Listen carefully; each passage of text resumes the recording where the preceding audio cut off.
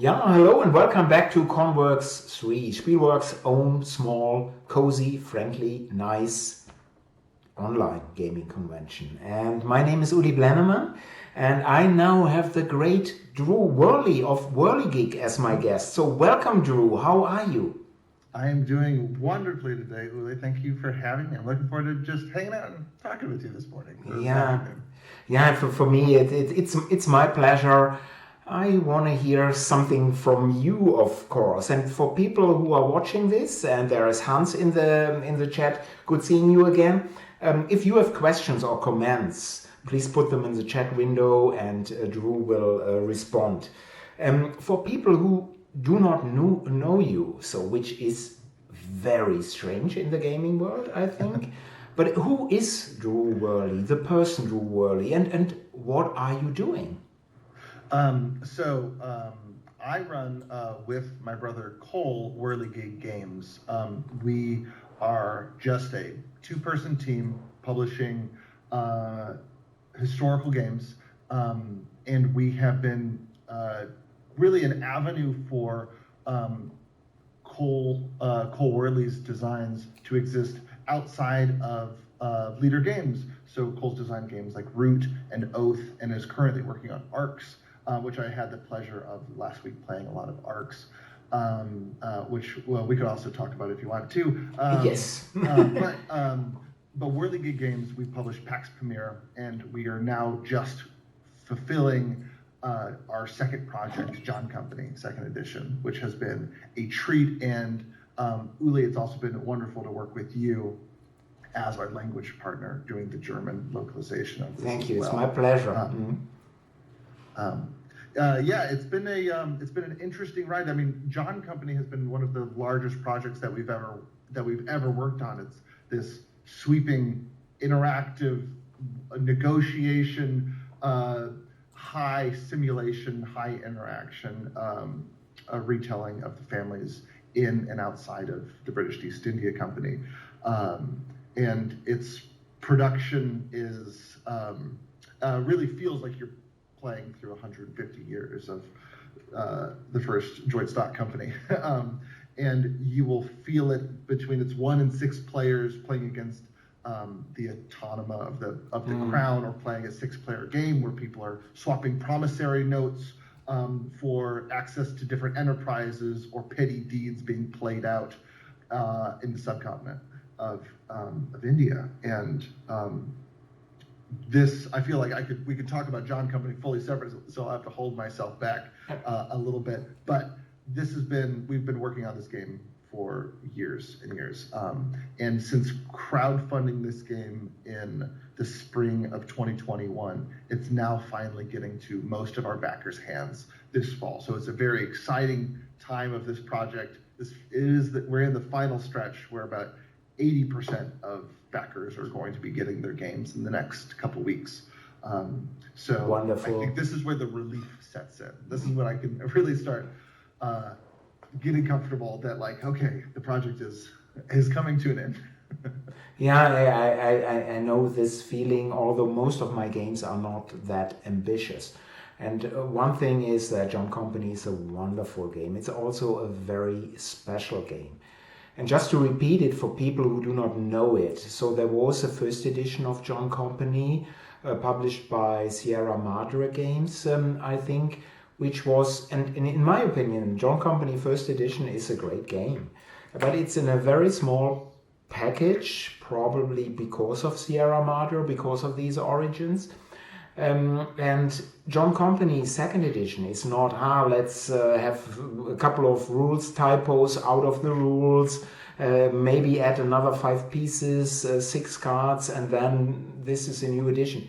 Yeah, it was so funny that first edition, Uli, had I think it was 0.99 kilograms, which meant that another spread of pages, another single folded page, would have indeed pushed it over because of box size and because of how it was packaged. So, and that meant like 1 less cube per player. It was getting silly and a lot of those just like became notes and became dreams that weren't really could have been remotely realized unless Cole and I were going to have started a company that could see out a more fleshed out vision of what that game was. Now, I think we started Wehrlegig thinking John Company is the thing that we wanted to put out into the world. And Pax Pamir was a much more reasonable project for the first one. I mean, you've been working on the files through this. It is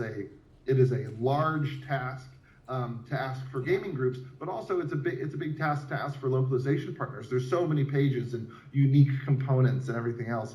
But this has been like the big white whale that our company has been kind of like trying to make sure that we could land. And I'm also glad that folks feel like that the same feeling that Cole and I think feel every time that we're playing John Company or talking about it, which is we couldn't have remotely done this without backers and without language partners and without folks that want this game to exist. So we will make fewer games and we will take the time to finish going through the notes and make the game the best thing that it can possibly be. Yeah, and it's really an amazing package. And yes, it's a lot of work to work on this game. Especially, of course, for the original publisher, also for language partners. But I think in the end, you see it in the result. How much carefulness, how much work has been flown into this package. So it's something, it's special. And we all know this, that there are hundreds and hundreds of games each year. And if you stand out, and I think John Company 2nd Edition is such a game. And of course, it's not a game for everyone, but if you want to do a game for everyone, you do a game for no one in the end. So that's what I think. And so I have to thank you and I'm already looking for this game and looking forward for many, many hours at the gaming table with John Company. It is so fun talking with Cole and also with others about John Company, because I do get this itch that I just want to play it at any time. It now feels like the game that I hope folks don't tiptoe around us. That I want to play John Company all the time. I feel like there's still so much that I want to learn in John Company. I know Cole feels the same way. I feel like more than many games, 2 rounds in, I'm feeling like I'm experiencing something that I haven't felt before, or really it's finding myself in very complicated game states that delight me and really entangled. I think after we had the mass production copy of the game, I may have offered Cole one of the most outlandish, take 20 pounds, take my enterprises, but let me do this thing. I wish I could remember all of the terms of the deal, but it was maybe the largest deal that I've ever negotiated, and it did end up winning me the game, but it was like divesting half of my assets. It was just I was delighted to know that maybe I still as a player felt competent and doing the work of logistics and of getting the game through the manufacturing process is not necessarily engaging with design and development. And it had been several weeks before, but even playing the mass production copy, going through the review, delighted that I had been experiencing something new. So I feel like Cole and I are going to be playing this game for ages. We made it to play at conventions with each other, so I'm looking forward to that. So very good. But you have a physical copy there. Can you maybe show it? I do. So this is what is going to be heading out into backers very soon. Wonderful. It is. I hope folks will be delighted by how absolutely heavy it is, which is great. We haven't seen a lot of the. This is the back we even designed right before we had pre-production pieces. So there's I think there's a photo with Pax Pamir's back, but this is a mix of photos and digital assets. But wonderful. Here it is, I think almost 7 pounds with the coins. It's you'll feel it when you get it. It is a heavy box. Not a lot of room for error in that thing. But I hope. I got a message yesterday from a friend and a John Company playtester of getting their pledge in the mail and seeing their box in their pannier of their bike as they biked it home from the post office delighted me. So I hope that this box is convenient also for travel, because it should travel and it should be played. Yeah, it should be played. This is not a game that should sit on somebody's shelf and not to be touched again anymore. No, this is a game to be played for sure. So John Company 2nd edition was basically what you worked on during most of the time of this year, right? Or did you say, well, most of the work was already done early this year and then we could concentrate on something else? And if this is true, what did you do? Well, I feel like it's hard for me to not talk about John Company without absolutely like elevating and celebrating the Cole's design practice and the Wehrlegig games Discord community that has been amazing to be a part of and work with Cole through. They're a wonderful group of folks that have really made this, I think, helped make this game be as special as it is and as solid. They really helped with so much development that grounded it to the point that folks will be playing this into their 40th game and feeling like there is a lot to explore and it's not pulling apart. Now, I'm not really the one to say that, but I think the community helped get the game to a point where I feel very confident, at least projecting that.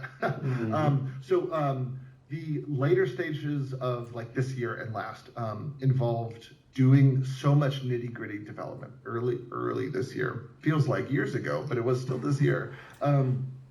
Leading up to pre-production, and there were small things that even changed right leading up while we were doing file prep. And that was small stuff, which often happens with fixing typos or adjusting some things. And there's a few balance changes, but the game had been is even different than what we launched with Kickstarter. When we brought it to crowdfunding, there was additions and iterations afterwards, which is such a joy of working with Cole, in part because of his dedication to iterative design. But also Cole's dedication to put it out into a community, the backers or Discord communities, folks that really want to play, and be engaged in the openness of design. And that even a game that is what feels like its attempt to be an authoritative game on the 18th century East India Company, that it actually is done with a lot of authorship, and that is also very malleable. And the answers aren't perfect. They weren't perfect in the early design, and by the end of it, we've gotten to at least a consensus with our community of what makes sense for the game. And I think it makes its case then stronger for that. That it's been well vetted, but it's been other iterations that we know and we can then defend why it isn't this. It's also, I think, that much more complicated by when you experience a game like John Company, you'll want to engage in design questions. Why is it this number? Why is it this way? Which is also another part of the learning outside of the experience, is engaging on the mechanical sense of why does this system work this way? Which is for us another pathway or another avenue for engaging in deep learning with the game. That there is thematic weight, there is mechanical weight, there are different aesthetic choices that we're making in the game, which all lead to building that same foundation of understanding empire and complicity, and what the game has to say. Yeah, I agree 100%. You can look at a game just as a package. You can look at it from a mechanical point of view and then see, is this the correct way, or why is this happening? Just from a mechanical or mainly mechanical point of view. You can take a look at it from a thematical point of view and then see if the mechanics are correct. So there's there's so much in it. A single card with different values, a single token, different value can make all the difference. Costs and yeah, it's a complex business in the end. And the more eyes are taking a look at it, normally the better.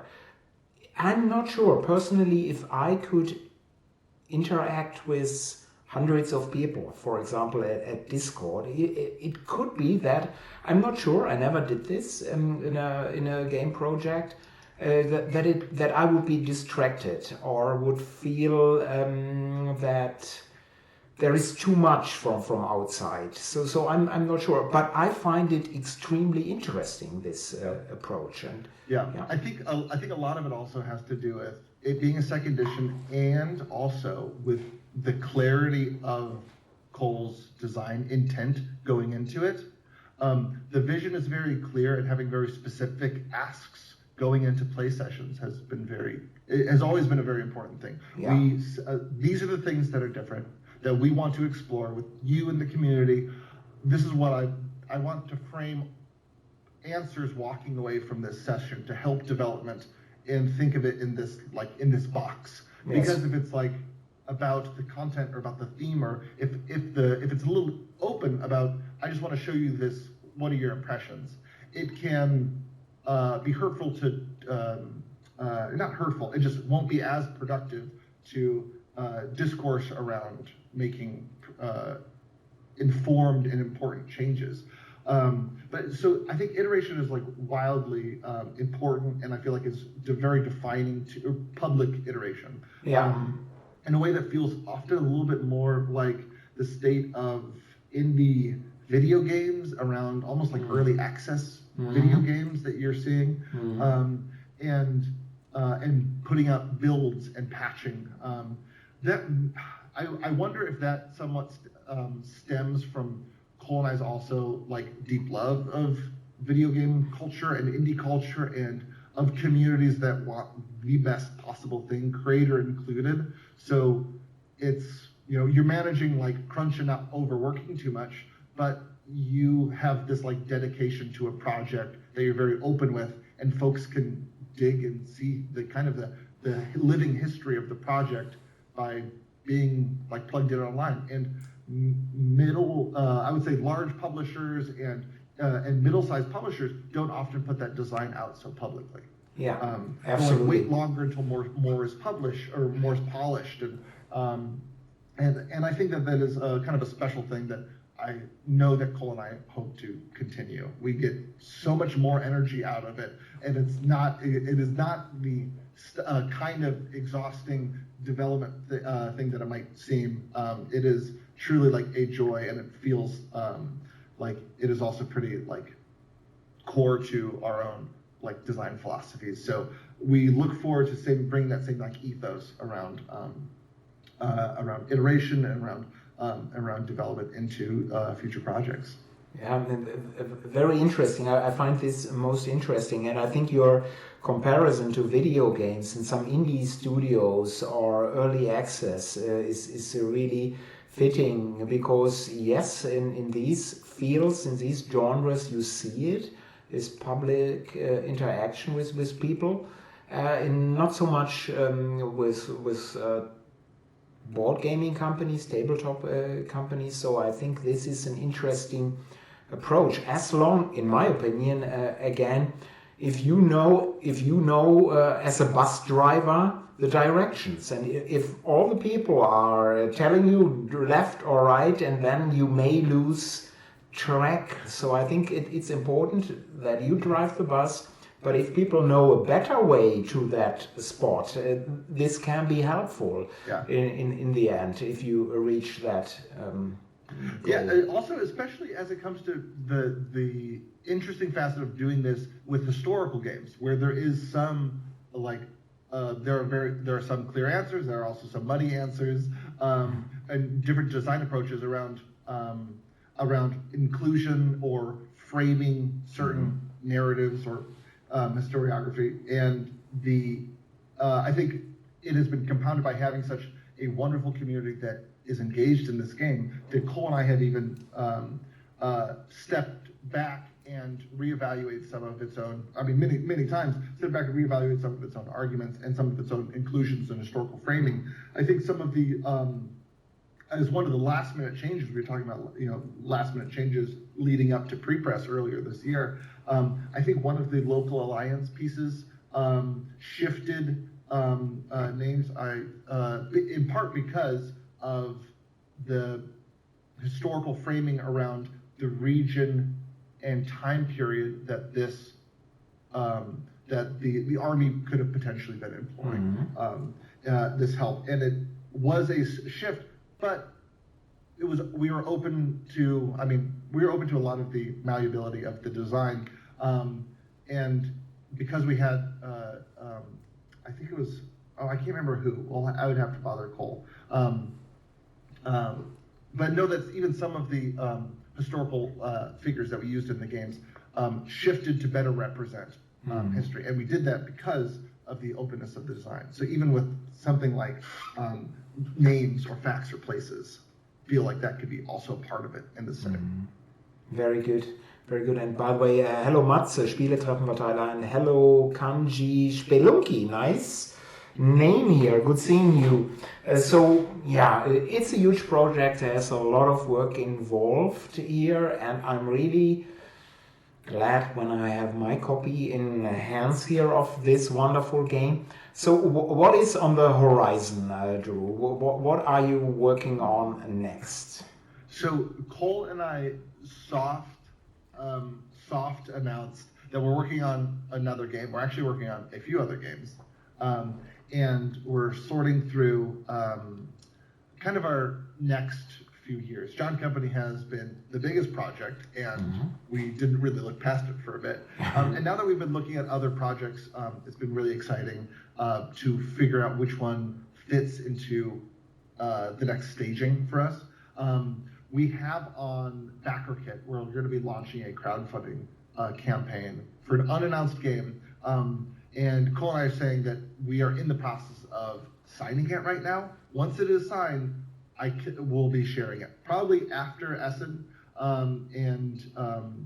It is indeed one of the finalists from the last year of Zenobia Awards. Wonderful. And I'm thrilled to be sharing more. But when we do announce it, we want to at least have a bit more for folks to see it ahead of the crowdfunding campaign. But this is wonderful, because I was in the Zenobia Award scheme, so as a judge, and all the final games were great. So I'm really looking forward to this game, and everybody should do so. So you hinted you are moving from Kickstarter to crowdfunding by BackerKit. Did I hear this right? Yeah. So we're going to be. This will be our first time doing a non-Kickstarter crowdfunding. And BackerKit's crowdfunding platform is new, so they've had some creators move over. I know that the Gloomhaven and Frosthaven folks are doing it. I really like the Alex Haig and the folk that are doing the Daybreak game is currently up there right now. And some creators that we have really liked, and also the BackerKit team's amazing, and we have worked with them on the Pledge Manager and the back-end side of things for ages. And I'm really excited. This is kind of a space for us to explore a non-Kickstarter model. And a part of it is because we really like their back-end. And this is also going to be new for all of us, including, former backers that have backed us on Kickstarter that will have to be learning a new platform. So there's going to be some growing changes. A lot of the benefits are, I guess, selfishly for us managing a better campaign. So, but know that there are also amazing benefits for backers, including just like how discussions work on the campaign are amazing. So you don't have to have Discord installed and engage in the community in Discord on a separate app. That can be a barrier for some folks that are just discovering the project and want to see what's happening. So I'm thrilled about bringing this project over to BackerKit. I think it's going to be really exciting. Yeah, I think so too. And interesting move. And hello Mo here, the designer of the wonderful The Cost. Hello, good seeing you. And I see the other comments. I'm getting to them in a second, just giving my opinion. Yeah, I'm doing very modest crowdfunding campaigns, and I had 2 campaigns at Kickstarter. Didn't like Kickstarter a lot, and then you have this blockchain and all this. To this day, I don't understand it. So I moved, and because I'm in the EU, I moved to GameFound, and I like GameFound a lot. I think it's from my personal limited experience, it's superior to Kickstarter. But I talked to Anya of crowdfunding by BackerKit by Skype a couple of weeks ago. So I will keep this in mind, and this could be something. As you said, it's not a new company who's saying, well, let's try crowdfunding because it's the most famous, the best pledge manager anyway. So they have all the experience. So I'm interested. Yeah, I really like that the leadership of the company are very engaged on the coding and programming side of things. They do so the CEO, it's still a super small company and they're still building it out. Yeah. But they have the thing that I think makes them wonderfully different is that they're just adding features based on creators' desires. So a lot of the creators have had such direct input into what do you want to see out of a crowdfunding platform. And a lot of the folks that are in it are running the company and working on from customer service through back-end programming or full stack or whatever, have been running their own projects too, and are also creators. Yeah. So it's a really cool community of folks that are, I think, building something organic. So I'm excited about it. Yeah, I'm interested in this for sure. I'm not sure, but what do I know? If there is room for 3 large crowdfunding companies, organizations, but time will tell. And let's see. First, hello, Andreas. Designer Andreas Steding is here. Good seeing you, and hopefully seeing you next week at Essen. And Dogchild is saying, very exciting that you're moving to BackerKit, crowdfunding by BackerKit. And he's also very excited that you won't be with Kickstarter anymore. Swag is saying, I personally prefer GameFound. GameFound is good. I can just state this. And Dogchild is saying, GameFound has been cool to use, yay, just got block by block there. It's being delivered to me right now, so I'm also getting this via GameFound. So good taste in games. And then Kickstarter has a terrible community engagement UI. Yeah, that's for sure. What I find interesting, but maybe this is now leading too far away, is that Kickstarter, in my opinion, I'm just seeing this as a backer, hasn't really improved a lot over the last 5 years. So it feels the same. And maybe competition will help them to improve again. So let's see. Yeah, there's a lot of outstanding questions, and I'm glad that you and I at least have a path forward for us, and we can reevaluate if things change later. But I'm feeling very confident that good. This let's see if Kickstarter can write their way. Yeah, and so for me. Leaving Kickstarter was not a big thing because I had only 2 very modest campaigns. But I can imagine if you are there with 10 games already and have a huge base of people who get an email as soon as you have your next game up, you will probably lose a few people. But this alone cannot be the reason to stay at Kickstarter forever. So yeah. We'll see, but I think it feels sometimes a bit like John Company, where you have a golden handcuffs, where I have access to my community, my backers, but that I'm feeling stuck in a platform. So here's hoping that that I think BackerKit and GameFound are providing, I think, some interesting market pressure, let's say. The other thing is, again, this is I think very experimental. So we're going to see how this upcoming project goes. Yeah, let's see. So I'm curious, and I will definitely when this campaign is over, whenever that is, I will get in touch to Cole and you and ask you what are your experiences. And I also told this to Anya. Yes, I'm interested, and when I'm ready with another campaign, next campaign will be my next one will be at GameFound. That's for sure. I had a good experience, but maybe after that, who knows? Who knows at that point? But so back to Wehrlegig. So there will be this, at this moment, unannounced project. This will be the next one, and it's from a Zenobia finalist. So people, check out the Zenobia Awards, check out all the finalists out, and make the best guesses which game this can be. It's a nice puzzle to solve here, and then see which game this will be. But actually, earlier today, and I'm a huge fan of this game myself, but people said it has been confirmed, and now you have to. And I said, well, I cannot confirm this, but I will have Drew later here. But these people said there will be a new edition of an Infamous Traffic next year. Is this true, or is it just a rumor? I would say there will be a new edition of Infamous Traffic at some point in time. at some stage, it would be amazing. There is a world where it could happen. We're not doing it next. I think there was ages ago we maybe said that we were doing it next. It's exciting. We've started working on it. We started opening it up and getting to talk. And then there is a document. There's the parent document, and we're working on it. But things would have to be. So I won't put it out of the question. There could be a world, but if we did announce anything, it would be like a December 2023. It would be ending.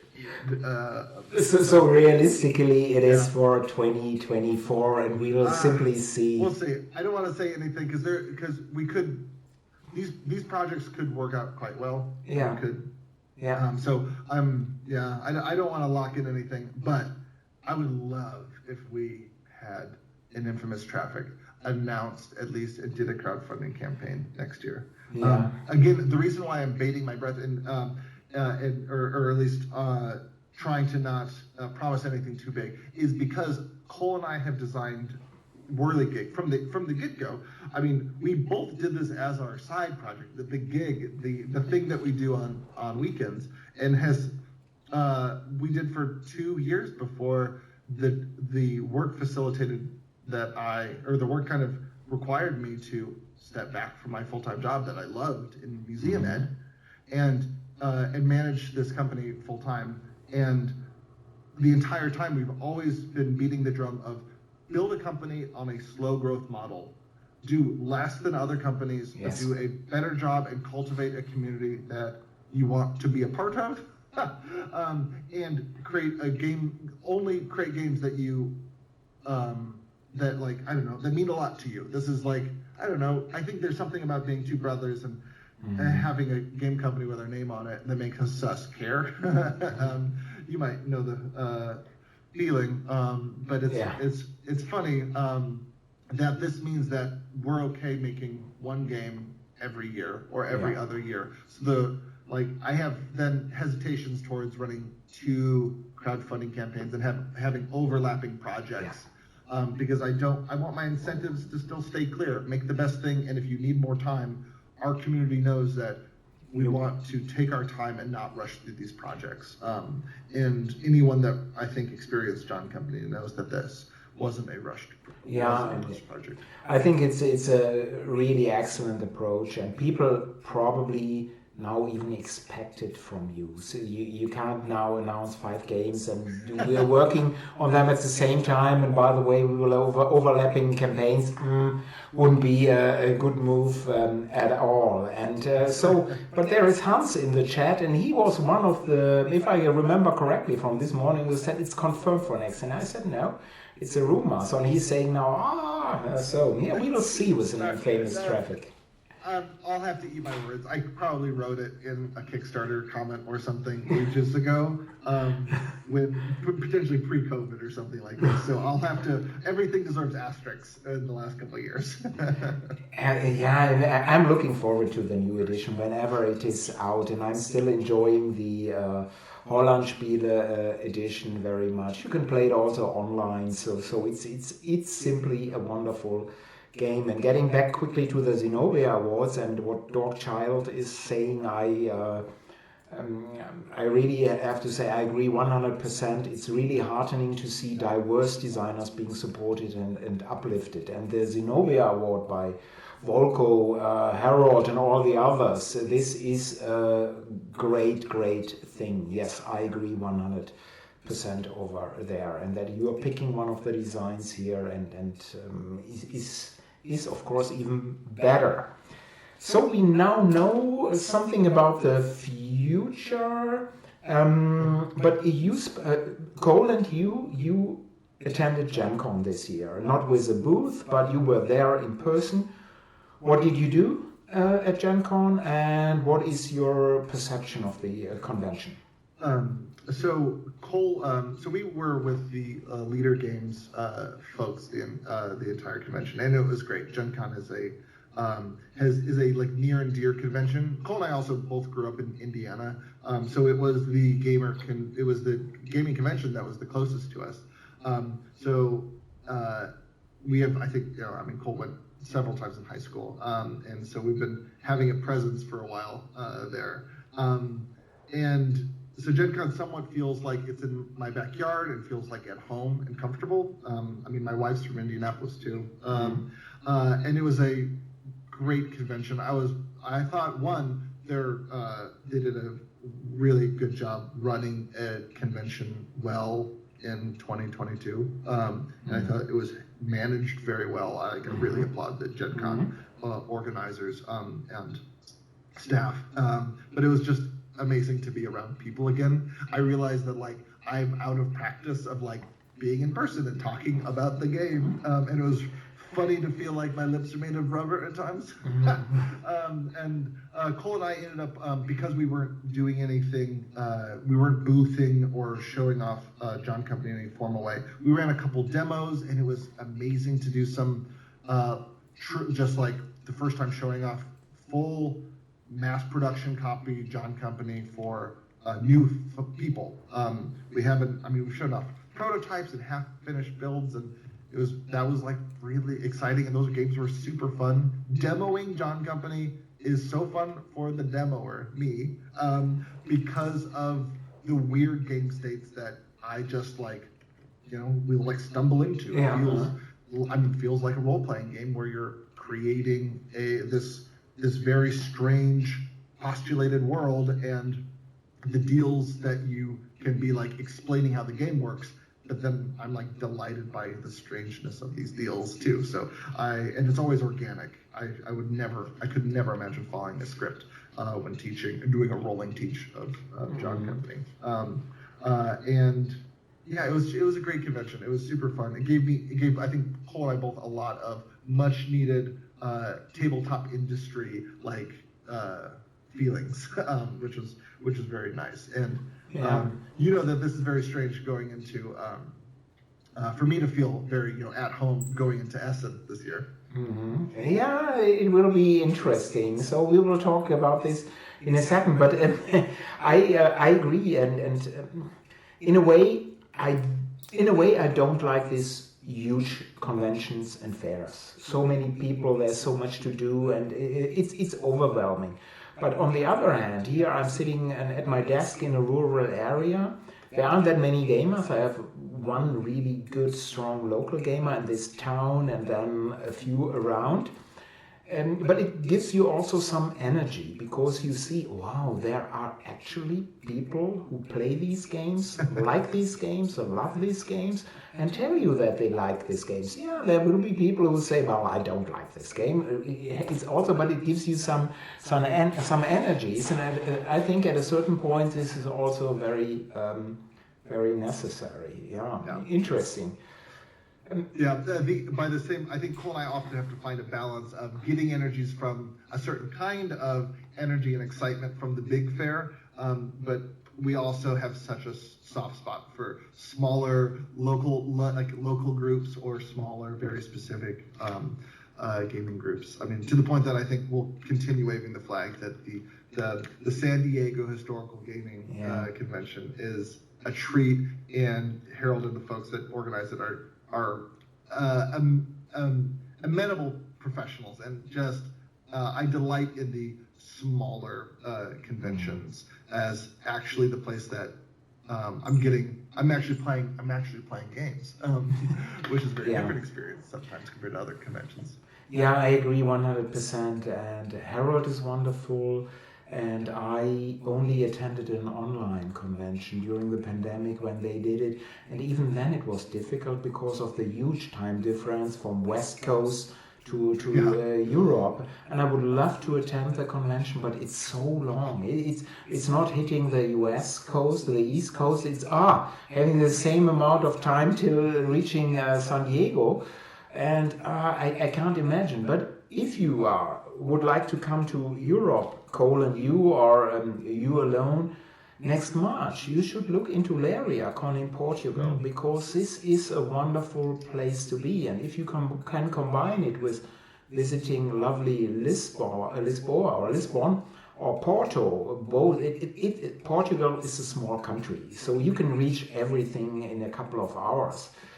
By car or by train or by bus, but LariaCon is, the people are lovely, and it's directly at the Atlantic Ocean, so the venue, which is a hotel for a couple of hundred people, and because it's at different levels, you think it's a 100-person convention, although there are more, and but it's so friendly. And March in Portugal means that it's not really warm. It's definitely warmer than in Germany at this time, but you can go to the beach already. It's and at least have a nice walk over there. So check it out. You and I both know the delight of the smaller conventions, I guess, near the coast.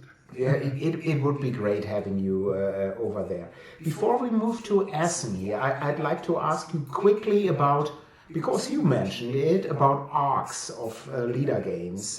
So what is the current state of this game? Because I know lots of people are looking forward to this game. A testament to Cole's iterative design. We played so many different versions of arcs since the crowdfunding, because of, I think, Cole wanting to push it into a really interesting place. The most recent build, which I think is also the most stable, is delightful. It has a very cool scoring condition that wasn't, I think, what backers signed up for, and it's amazing. It's like they keep on adding more content, and Cole keeps on designing it into being a better game that I cannot wait for backers that backed arcs and have been a part of, won't think about it until it gets to them, for them to read the rules that time in the distance. I think there's just going to be an excitement that is only magnified because of how interesting the game has gotten, especially around its like organic shifting scoring conditions lately. I think is really neat. So the game is getting very solid, and I think Cole and I are also, like John Company, just itching to play this game all the time. Which is, again, a funny feeling. Very good. Yeah, each time I'm seeing the next update in my inbox, I'm excited, and I'm reading, what's happening here. So, and another game you should all check out. So by Leader Games, Orcs, the campaign is over for a longer time, but I'm not sure if there is still a pledge manager. I simply do not know. So do you know? Well, this is where I get to say that I'm a non-employee of Leader Games, so I don't have to know the answer. But I think that maybe it's still open. I don't know. I've backed the game, so although Spielworxx will do, whenever Leader Games is ready, the German edition of this one as well. But I need to play it as soon as possible. So, gamers are strange, aren't they? Drew, it will be your first time at Essen next week, and I'm already looking forward to meeting you over there. So what are your expectations? My expectations are, I'm not trying to really set any, but I am certainly braced for it to be a very large game fair in a way that I think the only other large one that I've ever really experienced is Gen Con. It's a large fair. I'm bracing for it to be a large fair. But I can't wait. I'm meeting a lot of language localization and international partners and our fulfillment partners that I haven't met in person, that I cannot wait to actually meet the Fulfillment Europe team that's been working to all next week. They're going to be sending out European copies, and I cannot wait to meet Melanie there and the team. So I don't know. I'm really excited, and Uli, I'm not sure if you mentioned, I'm really looking forward to demoing John Company at the Spielworxx booth. While I'm over there. Yeah, and this will be my pleasure, of course. And yes, quickly, for Fulfillment Europe, both Wehrlegig and Spielworxx, we are using the same fulfillment partner, and they are doing a really great job. And of course, you're my guest, or you can also have a cheap Chardonnay, very cheap Prosecco all the time. Better whiskey, of course, better Scotch. But yeah, of course, you are all invited all the time for this. Are there any games you are looking forward to purchase personally, or? It's such a funny question. My brain has been in all directions. I really haven't been looking at what is actually coming out at Essen. So I look forward to being surprised. I'm going to say that. It will be a different experience than Gen Con for sure, and because the names are saying this already, convention, Gen Con, convention, and Essen fair, it's a fair, Messe Essen, and so the main focus at Essen is at selling games and purchasing games as cheaply as possible. Also, in contrast to Gen Con or to Origins, there aren't any laws in the EU that, let's say, or starting differently, at Origins or Gen Con, if you are a publisher of a game, and if you do not agree that anybody else is allowed to sell it, you are the only one. So you have no competitor on the floor. If you are the publisher of John Company and you have a booth at Origins, nobody else can sell John Company over there unless you are saying, well, please do so, we have two different spots, same price, fine. In the EU, these competition rules are not legal, so anybody can sell your stuff if it's already available. Of course, a lot of companies time it, that the game is so new that nobody else has it. But of course, often, especially for Game of the Year, Kennerspiel des Jahres, there is, this term is too strong, there's a price war. So you see the game on Thursday at one booth for 25, you are selling it for 28. Then you say, well, on Friday it's 24, and they see it, let's move it to 23, because you don't want to go home with hundreds of games. So this will be different. That sounds like its own sort of board game. It's another game. You can do so, but it's this competition is, and there are lots of retailers at Essen who are selling the game because of this, who are purchasing stuff.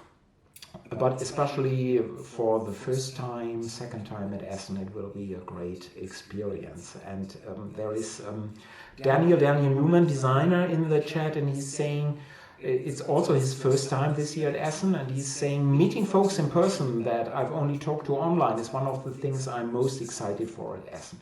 And yes, I agree 100%. This is true. And Hans is saying, by the way, getting back to Orcs by Alida Games, you can still pre-order Orcs if you want. So this is, thank you for this information. Great. And Daniel, that brute from Brooklyn, is also saying, I'm going to open a Spielworxx booth for Boost the Way and sell the games for €5 less. What a great idea. But one thing that is not legal is to name it Spielworxx. You could have it maybe with a K at the end, Spielworxx. So I think this is legal. A good comment, very nice. By the way, I cancelled my meeting with you, Daniel, at Essen. So I just saying. And Hans is saying no prosecco for you. Yeah, but Daniel, I think, is smart. I may be wrong, but Daniel is really a smart person. I doubt he drinks alcohol. And maybe we hear a response. I do not drink. So you see, Hans, he's one of the smart people. But it allows more stuff for Drew and me. So you always have some advantages here. But Daniel is saying he's making an exception for Guinness in Ireland. Ooh, no, Guinness is not up to me.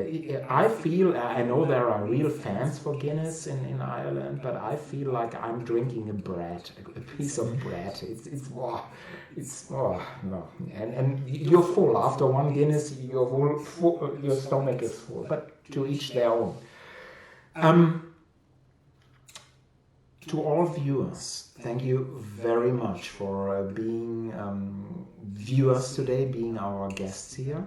Of course, to you, Drew, thank you very much for taking your time on a Saturday. This was very pleasant.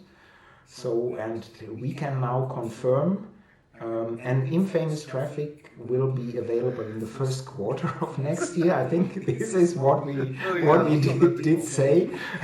No, we know it's not, but I am, and I know others will be as excited to learn about the next game that you will announce soon. So really looking forward to this, looking forward to John Company, to any Wehrlegig games you are doing, and have a safe flight coming over next week, and I'm already delighted now meeting you in person again. So I think Uli, I'm so excited, and thank you so much for having me. It's always a treat to talk with you and kind of catch you up.